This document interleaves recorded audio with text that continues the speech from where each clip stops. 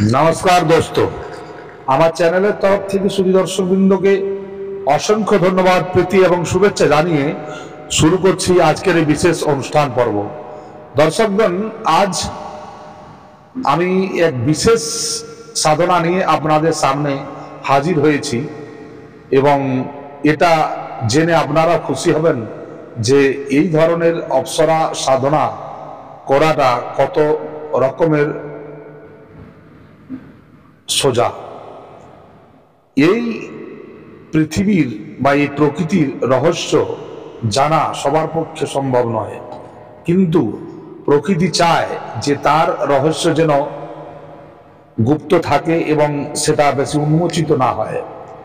এবং এই উন্মোচন করতে গিয়েই অনেকেরই অনেক রকমেরই অসুবিধা হয়েছে, যা অদ্যাবধি হচ্ছে।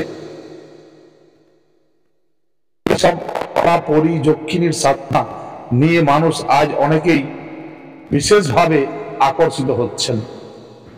দেখুন, একটা কথা মনে রাখবেন, যখন আপনি কোনো সাধনার প্রতি আকৃষ্ট হন তখন আপনি জানবেন যে যে সাধনার জন্য আপনি চেষ্টা করছেন বা যার জন্য আপনি আকৃষ্ট হচ্ছেন, এক জন্মে কোনো এক জন্মে হয়তো আপনি সেই সাধনা করে রেখেছেন, যার ফলে আজ আপনার মনের মধ্যে এই ধরনের একটা বিক্রিয়া শুরু হয়েছে বা একটা আশা জেগেছে যে আমাকেও এই সাধনা করতে হবে এবং আমিও লাভান্বিত হব।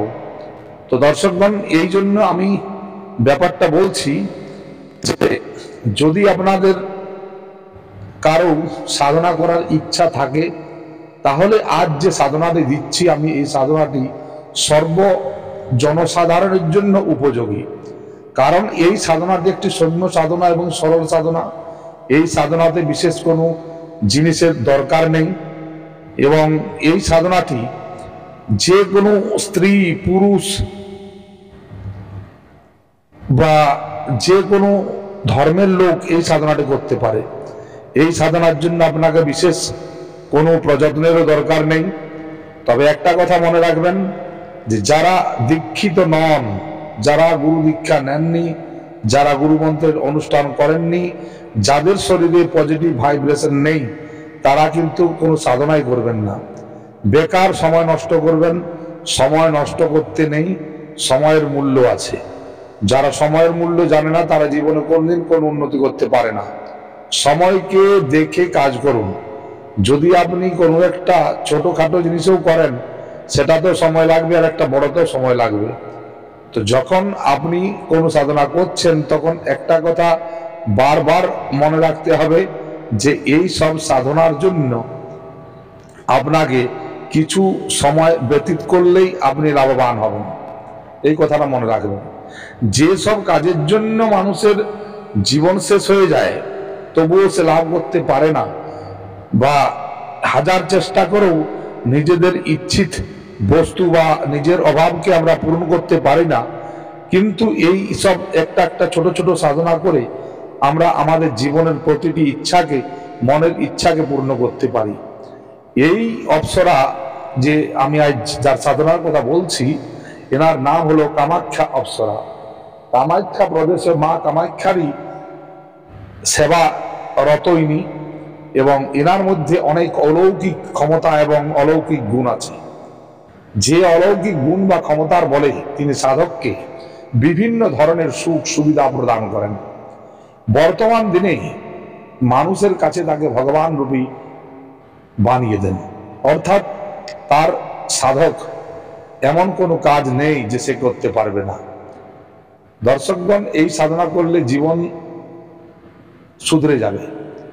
কারণ সর্বপ্রথম হচ্ছে যে আমাদেরকে এটা জানতে হবে যে আমরা কেন করব এই সাধনা। এই সাধনা করার কি কি দরকার, কি জন্য দরকার। এই সাধনা আপনি যদি একবার করেন তো একটা কথা মনে রাখবেন যে আপনার জীবনে সুখ আসতে আর বেশি দেরি নেই, বা আপনার সকল মনের ইচ্ছা পূর্ণ হবেই হবেই এবং হবেই। এই কথাটা আমি জোর করেই বলতে পারি, কারণ এই দুনিয়ার সব দেব দেবীর হেড হলেন মা কামাখ্যা। এবং মা কামাখ্যারই এই অপ্সরা, যে অপ্সরা সাধনা করলে আপনার কাছে অটোমেটিক আরও একটি অপ্সরা ছুটে চলে আসবে এবং তারাও এই সব সাধনা করতে চায়। দর্শকগণ, এই সাধনা করলে আপনার জীবন সুন্দর থেকে সুন্দরতর হয়ে উঠবে। এই অপ্সরা তার সাধককে একটি এমন পেয় দেয়, অর্থাৎ এমন একটি পানীয় জিনিস দেয়, যে জিনিসটি পান করার পর আপনার বার্ধক্য ছাপ, মতলব বার্ধক্যজনিত কোনো জিনিস আপনার কাছে বা আপনার শরীরে থাকবে না, আপনার সংরচনা বদলে যাবে। দুসরা নম্বর হলো যে আপনার যদি কোনো গ্রহগত দোষ থাকে তাও কিন্তু এই অপ্সরা সেটাকে সরিয়ে দেয়। 3 নম্বর হলো যে কোনো অবস্থাতেই এ আপনাকে সাহায্য করবেই, যে কোনো অবস্থাতে আপনি আর যত ধরনের অসুবিধা হোক সেখানে সাহায্য আপনাকে করবেন। শঠকর্মের প্রতিটি জিনিসই এই সাধনা দ্বারা লাভ করা সম্ভব, বা এই অপ্সরা করে থাকেন, কারণ এনার কাছে অনেক অলৌকিক ক্ষমতা রয়েছে এবং এই অপ্সরা খুবই শক্তিশালী। এদের মধ্যে অনেক ধরনের বিশিষ্ট বিশিষ্ট গুণ আছে যেগুলো অন্য অপ্সরার মধ্যে নেই। দর্শকগণ, একটা কথা মনে রাখবেন যে জীবনে কিছু পেতে হলে কিছু করতে হবে। তাই আমি সবার কাছে বলছি যে এই সাধনাটি আপনারা করুন, কিন্তু তার যে প্রয়োজনীয় জিনিস, সেই জিনিসগুলোর কথা আপনাদের আমি বলবো এবং সেগুলো আপনারা জোগাড় করে এই সাধনাটি করবেন। তবে একটা কথা মনে রাখবেন, গুরু দীক্ষা না নিলে কিচ্ছু হবে না। আপনি ফালতু একটা টাইম পাসের ব্যাপার হয়ে দাঁড়াবেন এবং আপনারও সাথে বিভিন্ন ধরনের ক্রিয়াকলাপ ঘটতেও পারে। তো দর্শকগণ, একটা কথা জেনে রাখবেন যে যদি এই সাধক কোনোরকম দুঃখী হন তাহলে ওই সাবরী বিদ্যাতেও এই সব জিনিসের উল্লেখ আছে। এবং আপনাদেরকে এরপর আমি একটা জিনিস বলবো যে কোনো বশীকরণ, মারণ, মোহন, উচ্চাটন, এই যে ষটকর্ম আছে, এই ষটকর্মের প্রতিটি কর্মই এই দেবী করে থাকেন। তাহলে আপনারা বুঝতে পারছেন এনার ক্ষমতাটা। কিন্তু একটি সরল সাধনা, বিলকুল সরল সাধনা, এর জন্য আপনাদের চিন্তার কোনো দরকার নেই। আপনারা নির্বিবাদ এই সাধনাটি করতে পারেন। দর্শকগণ, এই সাধনা কখন করবেন, কেমন করে করবেন, এভাবে আমি আপনাদের বুঝিয়ে দিই।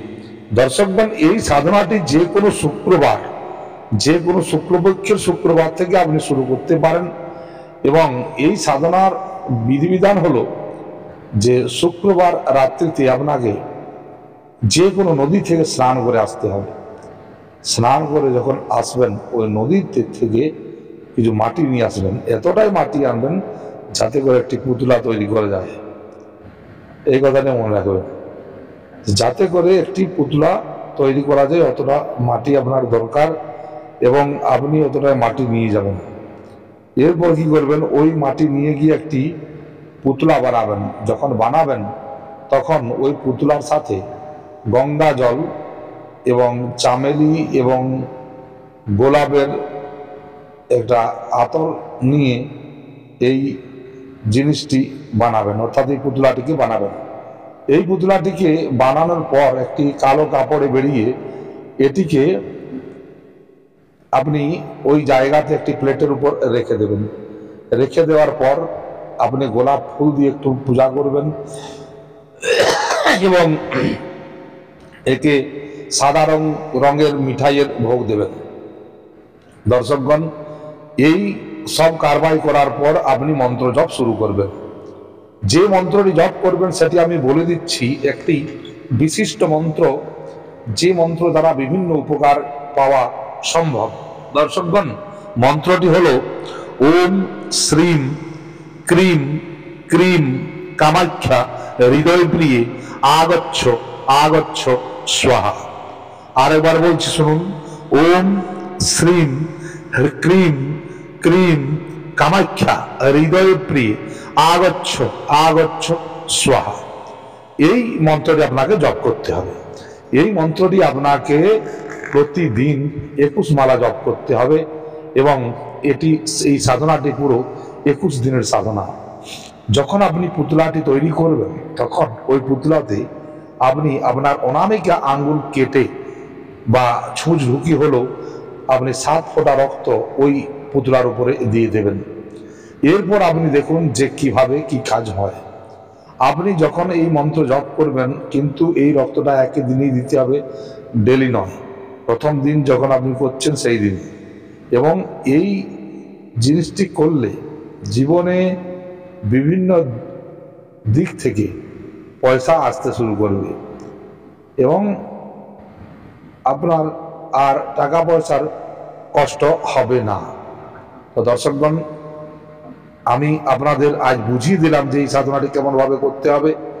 এই মন্ত্রটি আপনারা জপ করবেন এবং ভালোভাবে জপ করবেন। যারা এত সব কর্ম যারা করতে পারবেন না, তারা যদি শুধু মন্ত্র জপও করেন, আপনি দেখবেন আপনার বিভিন্ন কাজ অনায়াসেই হয়ে যাচ্ছে। এই দেবীর কৃপা হামেশা বর্ষিত হয়।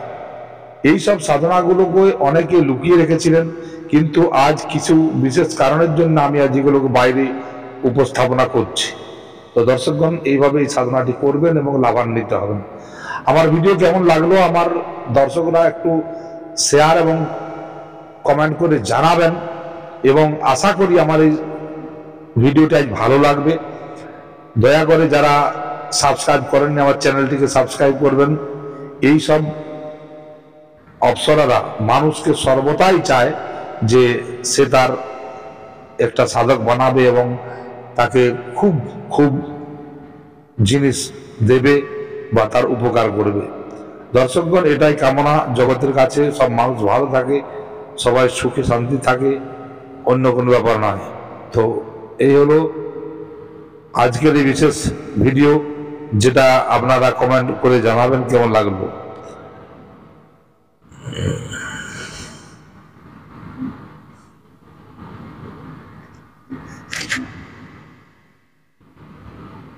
नमस्कार। जय तारा जय तारा जय जय तारा जय तारा। मारे कल्याण कर जगतेर हे मा कामाख्या, अपनी कल्याण करबेन।